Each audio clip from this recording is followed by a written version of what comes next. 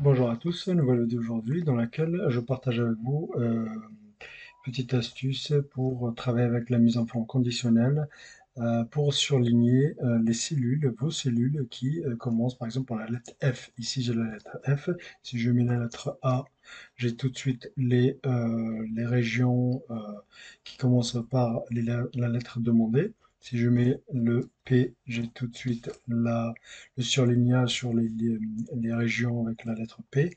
Voilà. Cette astuce, des fois, ça peut être très utile quand on a des longs tableaux à gagner en termes de rapidité et surtout soulager les yeux, à pas scroller à chaque fois, tout scroller là, aller directement là où c'est surligné. Donc ça peut être utile. En tout cas, j'espère elle vous sera utile cette astuce-là. Ok, j'ai un tableau ici avec des régions françaises et on va lui appliquer cette mise en forme. Donc je vais supprimer la mise en forme que j'ai appliquée, on va faire ça ensemble. Donc je viens d'effacer la mise en forme conditionnelle que j'ai appliquée et on va faire ça ensemble. Donc pour ce faire, je sélectionne toutes les plages concernées. Je vais dans mise en forme conditionnelle, donc dans l'onglet accueil, mise en forme conditionnelle. Je vais faire nouvelle règle et moi je vais utiliser une formule ici. Je vais utiliser une formule. Donc je vais la formule, donc je vais combiner en fait la fonction si, je vais combiner donc la fonction si, donc je vais lui indiquer, donc je vais appeler la fonction si, je fais, j'ouvre une parenthèse, et là je vais lui indiquer la fonction est vide, d'accord? C'est la cellule est vide, j'ouvre une parenthèse là, c'est la cellule est vide, laquelle qui est vide? C'est cette cellule-là qui m'intéresse, moi, 276. 276, et je la laisse figée telle qu'elle, c'est-à-dire là où il y a les dollars.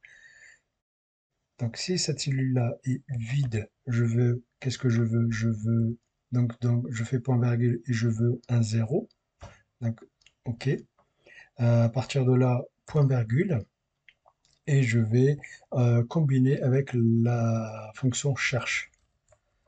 La fonction cherche, je vais ouvrir ma parenthèse et je vais chercher quoi? Qu'est-ce qui se trouve dans cette cellule-là? La D276. Je la laisse pareil, je la laisse figée telle quelle.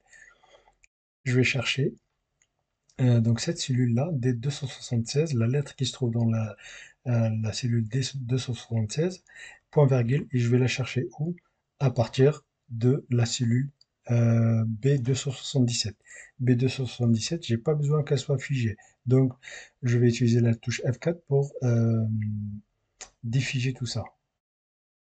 Trois fois, ma cellule, c'est-à-dire la recherche, elle peut circuler à partir de la cellule B277 jusqu'à la cellule D285. Donc à partir de là, je ferme ma parenthèse. Et je vais lui dire tout ça, est-ce que tout ça est égal à 1? Si c'est 1, ça veut dire vrai. Et à partir de là, on va pouvoir, comment dire, la mise en forme, elle va se mettre en place.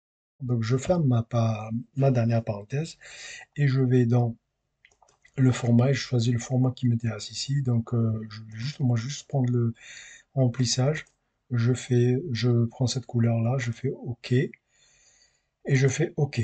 Donc à partir de là, il s'est rien passé.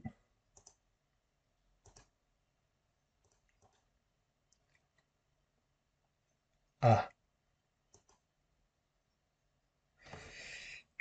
c'était comment dire,